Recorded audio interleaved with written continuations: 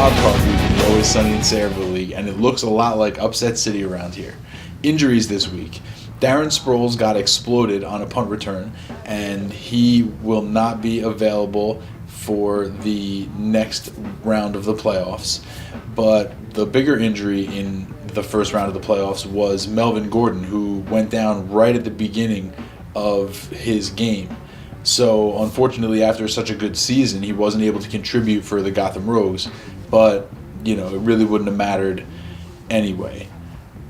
Muscly arm, sunglasses. Alright, so we had some pretty big upsets in the first round of the playoffs. The biggest upset was probably the number 6 seed Team Blumpkin taking down the number 3 seed Devontae's Inferno by a score of 128.3 to 110.4. Now, this was a defensive battle, not because of a low score, but because the highest scoring player on each team was the defense. For Team Blumpkin, the Carolina Panthers led all scores with 25 points, and for Devontae's Inferno, the Atlanta Falcons led all scores with 31 points. Unfortunately for Devontae's Inferno, everybody else on his roster scored 16.8 points or fewer, so he didn't really get a lot of support for that big defensive performance. On the other side, Team Blumpkin got 20-plus point performances out of Aaron Rodgers, Lamar Miller, and Odell Beckham. That was probably the biggest one. On Monday night, Team Blumpkin needed just a solid performance out of Odell Beckham to take the win, but instead got 21.4 points on another nice, long Odell Beckham catch and run touchdown to win the game comfortably. Team Blumpkin advances to the next round of the playoffs, and Devontae's Inferno is eliminated. The franchise currently occupies the 8th spot in next year's draft. High score this week was Le'Veon Bell, who scored 56.8 points, in case you didn't notice, to lead number 5 seed the Moth to an upset win over number 4 seed the Gotham Rogues. This week's hero got 118.2 points out of the rest of his roster, but we're here today to talk about Le'Veon Bell, who rushed for over 200 yards, 3 touchdowns, and rushed his way right into the Always Sunny in Sayreville League playoff history record books as the second best individual performance in league playoff history. Who had the best individual playoff performance, you ask? That would be J-Chuck in 2013 for the Fighting Johnny Ortizes against your boy Shower Hug. Thank you very much. But the history doesn't stop there, because the Moth's 175 points is the 5th highest playoff score in league history. So the Moth etches his name in playoff history again, winning in an upset fashion by a huge score, over 100 points by the way, and advances to the second round of the playoffs. And for that, the Moth is this week's hero. Alright guys, now it's time for this week's GOAT. The former defending champion, number 4 seed Gotham Rogues, got smoked this weekend. Just completely destroyed. 175 to 72.1. That's 102.9 point beating, which is by far the worst beating in playoff history. The old record was 87.7 points back in 2012, when Shower Hug knocked Kicks and Six literally out of the league with an 87.7 point beating. This makes that look like nothing. 102.9 in the playoffs. Gross. Now, to be fair, the Gotham Rogues were decimated by injury in and around this game. Julio Jones, his first round pick and an anchor for his team all year long, was not able to play. He had to be substituted, which the Gotham Rogues did very well. Narc picked up Taylor Gabriel, put him in there. Taylor Gabriel actually ended up leading the team in scoring with 19.2 points. But the other injury, which I mentioned earlier, Melvin Gordon, left Melvin Gordon with just half a point before he was done for the day. So, it just didn't really work out for Gotham Rogues on this particular weekend. Including Melvin Gordon, 6 players on the Gotham Rogues scored in single digits, and Des Bryant scored a 0. Oh, and one other thing. I had to take a look back to figure out what the lowest all-time scores were in playoff history, and as it turns out, this was the worst playoff performance in league history by the defending champ. The worst playoff performance in league history. That's disgusting. And for that, the Gotham Rogues are this week's GOAT. All right, guys, key matchups. We have two pretty important matchups this week. One of them is between the number 1 overall seed in the playoffs, the Bootleg Crableg, who finished the regular season with a record of 10-3, taking on the number 6 seed upstart Team Blumpkin, who finished the regular season with a record of 7-6. Now, these two teams are actually in the same division, so they've played each other plenty of times over the course of their history, and the all-time series between these two teams is 5-4 in favor of Team Blumpkin. And the other key matchup to take a look at this week is the number 2 seed Golden Showers, who finished the regular season with a record of 8-5, taking on the number 5 seed, the Moth, who finished the regular season with a record of 7-6. Now, these two teams have not faced off that many times in their franchises' histories, but the all-time record is 2-1 in favor of the Moth. And now for a more in-depth look at the semifinal week matchups, let's go right now to our expert analyst for a full position-by-position breakdown. This is Anthony here from the Rusty's Trombone, here to break down round 2 of the playoffs. First, I'm going to go with the 6 seed Team Blumpkin going against the number 1 overall seed Bootleg Crableg. Fucking asshole. Team Blumpkin's got Aaron Rodgers playing at Chicago, and Johnny's got Brady playing at Denver. I mean, Brady's Brady, and you got Aaron Rodgers going against Chicago. I kind of want to call that a squash just because of how Brady's been playing, and Aaron Rodgers has been up and down a little. And then you got running backs for Blumpkin is Doug Martin at Dallas, Lamar Miller at home against Jacksonville, which I like their matchups a little bit. And then you got Johnny's got Carlos Hyde at Atlanta and Crowell at Buffalo. I mean Hyde's I'm gonna go with Blumpkin having been on both running backs. Call me crazy. And then you have for wide receivers, Blumpkin's got Doug Baldwin, who's already had a 14-5, which is, not what you want him to have. Then you got Odell, and he's got AJ Green. AJ Green's playing. So he has AJ Green in the lineup. So that's pretty much a 0, unless he wants to change it, which I could probably put I think Hearns is out. He'll probably put Pryor, unless he wants to flex Barnage. But often Johnny's got Jordy Nelson, Matthews, and Crowder. I see Nelson outscoring Baldwin, so that's okay there. I actually see Matthews having a better day than Baldwin. And then AJ Green against Crowder is pretty good for Johnny. And then Odell Beckham, I think, is going to outscore 2 out of the 3 of his wide receivers.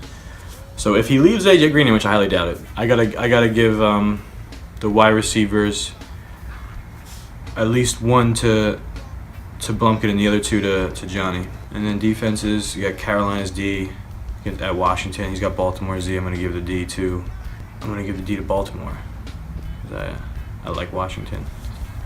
And then kickers Bailey and Bryant, which really gives a shit. But you're going to say Bailey because I don't think Atlanta's going to be kicking field goals against San Fran. I'm going to go strongly and hopefully that Team Blumpkins is going to get a W on that one.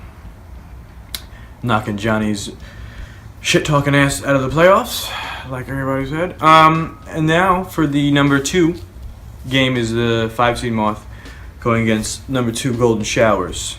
Hopefully the Golden Showers scores more than he did last week, because he's going to need to going against the Moth. Which I love this matchup for the running back purposes. He's got Kaepernick at Atlanta, and Golden Showers got Eli, so I'm going to go Eli. And then you got the 4 running backs that have been just going insane this year. So the Moth's got Le'Veon Bell and Zeke Elliott, and Showers has got David Johnson at New Orleans, DeMarco Murray, Kansas City. So what I want to do is just put a big giant X through those and just say they don't even count. The wide receivers, the Moth's got Alshon Jeffrey home going against Green Bay, Emmanuel Sanders home going against New England, And this Pokemon on San Diego, Kenneth Farrow. Farrow's a Pokemon. Going against Oakland. And the Golden Showers has Cooks, which I hate. Demaryius Thomas, home, New England, so it's kind of like a swash between, it's one of the two. Either Sanders is going to have the bay or Thomas. And Steve Smith Sr. Cooks, he's just not been consistent at all. He's going against Arizona. I just can't see him having a good day. So I'm going to go with Jeffrey winning that one. I got to squash Sanders Thomas because it's a flip of a coin. But if I had to pick one, for some reason I'd pick Thomas. Don't ask me why. And then I'm going to give it to Steve Smith Sr. because I honestly don't know who the fuck Farrow is. He's Farrow. He's a Pokemon to me. And for the tight end position, the Moths got Eifert home against Pittsburgh. And Golden Showers has got Brait, however you want to properly pronounce it, at Dallas. And I'm gonna give that one to the Moth. Defense, the Moths got Houston. Golden Showers has got Miami. But the only thing is Miami's going against Jets. Sorry, Jets fans. But I'm still going to give the defense to Houston because they're going against Jacksonville. The kicker, the Moths got Santos, Johnny's cousin. Home against Tennessee. That doesn't matter. And then he's got Jen Mikowski. So the kickers, whatever. But I'm going to finally go with I'm going to have the Moth winning. But this is going to be the game of the week. I think it's going to be really close. And it's going to be all up to those running backs. So my championship prediction is Blumpkin versus the Moth, and that is the 5th and 6th seed, outbeating the 1st and 2nd seed for the championship match. That is my guesstimate assumption on the round 2 of the playoffs. And unfortunately, I'm not there because if I was in it, I'd win it, bitches. And back to you, Dave, where it's always sunny in Sayreville. It's really sunny in this room right now. All right, thanks, Anthony. So there you have it, guys. Wildcard Week update over. Remember to set your lineups. Remember that coming up right after this is the 2016 Always Sunny in Sayreville League Awards show. So sit back, relax, and enjoy. And I will see you next week where it's always sunny. All right, yes, thank you. Oh, you're too kind. Thank you. Yes, thank you. Hello and welcome to the 2016 Always Sunny in Sayreville Fantasy Football League Awards. I'm your host, JJ Guy, and as always, I will be taking you through all the superlative performances in the Always Sunny in Sayreville League in 2016. So let's get started, shall we? This year's big winner, that's the team who finishes the season with the best record. The winner of the 2016 Big Winner Award is Bootleg Crableg. That's right. Who's the big winner? Johnny's the big winner. And speaking of big winners, let's give a shout out to our 2 division winners this year. The number 2's division winner, the Golden Showers, and the Porter division winner, the Bootleg Crableg. Something of a new award in the Always Sunny in Sayreville League this year is the regular season points title. Yeah. Formerly the offensive juggernaut, this award is given to the team who finishes the regular season with the most points scored. This year's regular season points title winner, also the lucky recipient of a little something extra on the side, if you know what I mean. Money. This year's winner is the Golden Showers, who finished the season with 1,712.3 points scored, the 3rd highest league-leading point total in league history. The next award we have up for grabs is one of the most popular awards in the league because it's the one nobody wants to win. It's called the Brown Helmet, and it's given to the team who finishes in last place. This year's Brown Helmet Award winner, he stood up on this stage and gave it away last year, and this year he took it right back. Please Don't Watch My Beer Videos is this year's Brown Helmet winner. This is the 2nd time in Please Don't Watch My Beer Videos franchise history that they have won the Brown Helmet. These next 2 awards are for points against. The first one is the Target Practice Award, given to the team who has the most points scored against them during the season. This year's Target Practice Award winner goes to, it's the Rusty Strombone, who had 1,660.7 points scored against him this year. Now, this was the fewest points scored against a league-leading team in league history.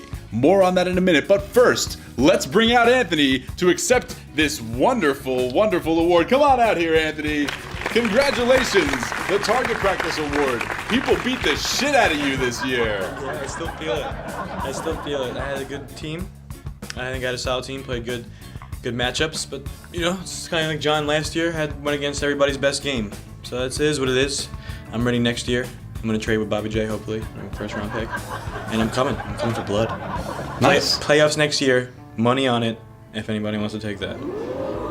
Well, there you have it, guys. The bet has been thrown out there. If anybody wants to bet against Rusty Strombone making the playoffs next year, it's going off. All right, so thank you very much. Congratulations. Get off my stage, buddy. The next award for points against is the Teflon Don Award. Formerly known as the Defensive Juggernaut, the Teflon Don is the team who has the fewest points scored against them. And this year's winner is Devontae's Inferno, who had just 1,498.7 points scored against his team. This was the most points against by a fewest points against team in league history. So we had the most fewest points against and the fewest most points against. So that kind of indicates flatter scoring, which can be attributed to 12 teams in the league. The final award we have for scoring is the Offensive Odor Award, given to the team who scores the fewest points in the league. This year's Offensive Odor Award winner is, it's Please Don't Watch My Beer Videos, who scored just 1,441.4 points. This is the second time in his franchise's history that Bobby J has finished with the fewest points scored in the league. The next award we have to give away is the Pickup Artist Award, given to the team who makes the best waiver wire pickup of the year. This year's pickup artist is Bootleg Crableg, who snagged Jamison Crowder, an undrafted wide receiver, off of waivers, and Jamison Crowder finished as the wide receiver 20. And also, a special honorable mention has to go out to Tyrell the Gazelle, who was also snagged off waivers and finished as the wide receiver 21. Oh, close one. The next award I have to give away is always a tough one. The Theismann Award is given to the team who suffers the most catastrophic injury. This year's Theismann Award winner is... another close one, but this year's award goes to Toddler Fight Club, who lost Keenan Allen for the year in the first game of the season. Allen got off to a hot start, going 6 for 60 for 12.3 points, but that was all he would record for the entire season. An honorable mention goes out to J-Chuck, who only scored 13.4 points this year, but you had to hold on to him because he might come back, right? The next award up for grabs is the Warmer, given to the best bench performance of the season. This year's Warmer Award goes to... Hey, it's Rusty Strombone, who left Jay Ajayi on the bench for the 2 best games of his entire career. In Week 6, Jay Ajayi scored 40.7 points on the bench, while Bobby Rainey put up 4.9 points for the Rusty Strombone. And then in Week 7, Ajayi scored 33.6 points on the bench, while Jerick McKinnon scored a robust 5.8 for the Rusty Strombone. Gross. These next 2 awards are draft awards. The first one is called the Sleeper, and it's given to the team who makes the best draft selection. This year's Sleeper Award goes to Devontae's Inferno, who grabbed Jordan Howard in the 15th round. Jordan Howard finished the year as the RB10. You guys know who the fuck Jordan Howard is now, don't ya? Each year, the worst draft pick in the league gets the dubious distinction of the Kicks in 6 Award, commemoratively named for the worst draft pick any of us have ever seen. This year's winner of the Kicks in 6 Award is... the Golden Showers, who picked DeAndre Hopkins with the 3rd overall pick in the draft. DeAndre Hopkins finished the year as the wide receiver 35. And just for good measure, let's check out some of the other names that came off the board in round 1. At number 4 overall, Adrian Peterson. At number 6 overall, Rob Gronkowski. At number 8 overall, AJ Green. At number 10 overall, ya boy J-Chuck. And at number 12 overall, Allen Robinson. The first round was a shit show in 2016, I'll tell you what. Okay, our next award has become an annual success league-wide. The Lame Duck Award was created to be given to the team who has the most negligent or absent owner. Anybody who failed to manage their team would be doomed to get the Lame Duck Award. Well, I'm proud to say that this year, again, there is no recipient of the Lame Duck Award. Each and every owner was present and on top of their shit. So congratulations to all the owners in the league, and thank you. The next 2 awards we have to give away are the Trade Awards. The first one is for the best trade of the year. This year's best trade was between Team Blumpkin and Rusty Strombone, who traded LeGarrette Blunt and Matt Ryan for Odell Beckham and Jerick McKinnon. This is the second time each of these teams has won Best Trade of the Year. Good job, guys. And of course, the next award we have to give away is the Worst Trade of the Year. And this year, the worst trade was such a competitive category that we actually have a tie. That's right. Please Don't Watch My Beer Videos gave away Lamar Miller for C-Mike and Matt Asiata, the Ass Man. And Toddler Fight Club gave away Tyler Eifert and D'Angelo Williams for the corpse of Marvin Jones. What were they thinking? I don't even know. All right, the next award I have to give away is a tough one. It's the Jim Mora Award, given to the team who makes it closest to the playoffs. Playoffs? Without actually making the playoffs. You kidding me? This year's Jim Mora Award winner is... Hey, it's Rusty Strombone! Rusty Strombone came closer than anyone ever has to making it to the playoffs without actually making the playoffs. So let's bring up Anthony from the Rusty Strombone right now. Come on out here, Anthony. All right. Hey, congratulations. Yes, thank you. It's the award I wanted most. Well, there you go. This is your 15 minutes. Go for 15 it. minutes. Oh, right. Nobody's got enough time. I want to thank John Ortiz for actually putting up some good numbers against me and putting me out. I want to say thank you to the Colts for not kicking the field goal and not letting Dave beat, I don't know who that was, in the Inferno. So it made me by about 1.8 points miss the playoffs. And I also want to thank Martellus Bennett for making me pick the wrong tight end every fucking week. Thank you, Gronkowski, for going out and Martellus Bennett going in and doing jack shit. And I'd like to thank Dave for having this wonderful award show and having me on it to accept probably one of the most worst awards ever. Well, thank you very much. All right, get out of here. And now we come to the Keeper Awards. A good keeper can provide a franchise with a firm foundation to build upon year after year. This year's Matt Millen Award winner for the worst keeper in the league goes to Shower Hug, who picked Danny Woodhead, who then got injured in week 2. This is the second time that Shower Hug has won the Millen Award in their franchise history. Thank you very much. And now, the GM Award, given to the team who keeps the best player. This year's best keeper was David Johnson from the Golden Showers, who scored 350 points, ranking him as the #1 player in the league. And hold the phone, David Johnson was also this year's league MVP. Congratulations, David Johnson. Congratulations to the Golden Showers. Congratulations to everyone who won. And if you didn't win this year, there's always next year. I'm your host, JJ Guy. Thank you for watching the 2016 Always Sunny in Sayreville League Awards. I'll see you next year. Bye-bye.